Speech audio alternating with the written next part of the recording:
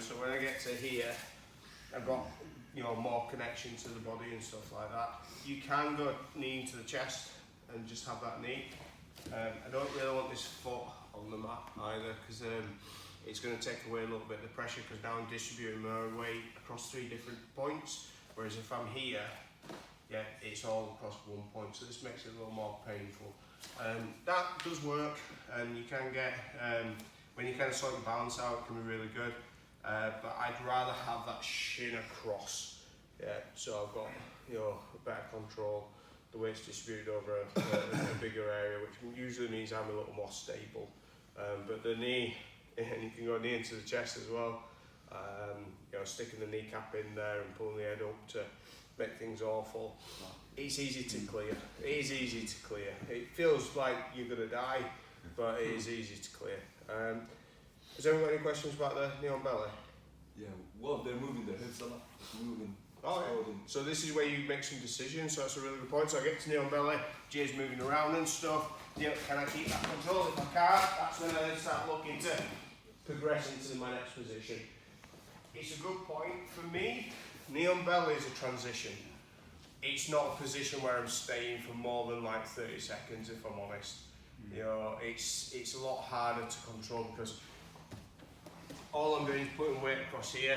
I'm not blocking his legs off. His hands are kind of moving around and stuff. There are things we can do to tie those up. So if he can bridge from this position, my knee's close to his hip, so he's directly affecting where my weight is distributed across. So it's always a transition for me. There are some people who will knee on belly and stay there all day. So like Hodge Gracie and his dad, Mauricio Gomez, like I've felt Mauricio Gomez knee on belly, and it's not fun. And it's weird because it just feels like your hips are pinned to the mat. I don't know how he does it, but he does. But your hips are just pinned to the mat. But for me, and it's possibly because I don't really, it's not something I focus on in the spa, so it might be something I think about in the next couple of weeks. You know, maybe take a week of just trying to get knee on belly and, you know, just work out how I play Buckaroo a little bit. But yeah, cool, okay. So, we've got into mount. Yeah, we're slid over, we're all happy. We're going to work in this mid-mount position, okay? So obviously we've got our strikes and stuff, and one of the things that Marco mentioned yesterday, and I think Kutsu, you had this as well, as the armbar from mount. Okay, so we've not really looked at this, so we're going to have a little play with it today, okay? So a couple of ways of getting the arm up, all right? Because that's what I need. I need his arm in this position to get a decent armbar from mount position. So number one is punching. At some point, you know, you get that reflex and people kind of push up. It may start coming up to underhook around my body. Yeah, that's going to be your options. Me personally, I never hit in that position when I'm rolling with people, and especially if I'm just doing jiu-jitsu. Okay, so what we're going to do is we're going to go around and hook one elbow. So I'm going into this position. Okay, this can be quite easy to get. Okay. Even if his arms are in here and he's super tight, I can go throw on one side, his hand goes over to start protecting this arm to defend it and stuff. This is where you're going to get gaps, okay?